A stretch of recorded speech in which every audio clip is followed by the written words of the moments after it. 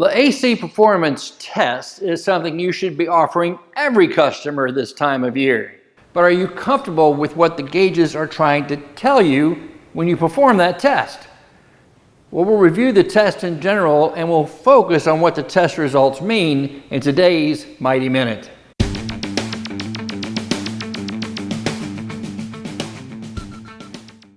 Performing an AC system performance test is pretty similar among the various manufacturers.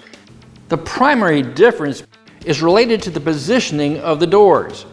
Are they left open or closed? But what I'd like to focus on today are some abnormal gauge readings and what they're trying to tell us. If the gauges read normally, but suddenly the low side gauge is fluctuating between normal and a vacuum, you may have a system with excessive moisture in it. The moisture in the system freezes in the expansion valve, and that momentarily halts refrigerant flow. As soon as the ice melts, refrigerant flow turns to normal, and so do your gauge readings. Now, excessive moisture can find its way into the system in a couple of different ways. The first is improper service. That is, if the system is left open too long while you're making a repair, or you're using a refrigerant oil that's been sitting on the shelf for too long. The other could be caused by a dryer that has just lived out its useful service life. Low pressure on both sides can indicate a low refrigerant charge. Take a look at the static pressures with the engine off. If you find that they are abnormally low, that's a good indication that the system charge is also low, and that there's a leak in the system that you'll have to find and fix before you send the car home.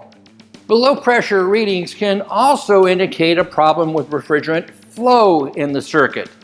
For example, if there's a blockage or restriction in the condenser, you may notice in conjunction with the low pressure readings, a high pressure line that is cold to the touch instead of hot or warm may even be frosting over while the system is operating. Higher than normal system pressures can also be caused by refrigerant overcharge or lack of airflow across the condenser. Make sure that the condenser fins are clean and that the fans are working as they should. Then you can evacuate, vacuum, and recharge the system with the correct amount of refrigerant. Mistakes made during the service and repair process to the air conditioning system can cause a number of problems all by themselves. A very common mistake is failure to perform a vacuum purge prior to reassembly and recharge. This allows whatever air entered the system when you opened it up to remain there.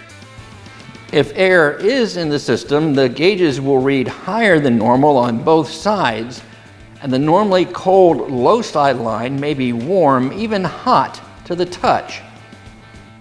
The presence of air can also be detected by using a refrigerant identifier prior to service. Now, spotting a failed compressor used to be easy. If the pressures weren't changing, the compressor wasn't working. But that's not so true anymore, with so many manufacturers using variable displacement compressors that are electronically controlled. Now it's key to follow the manufacturer-specific testing protocols before you pull the trigger on a new compressor.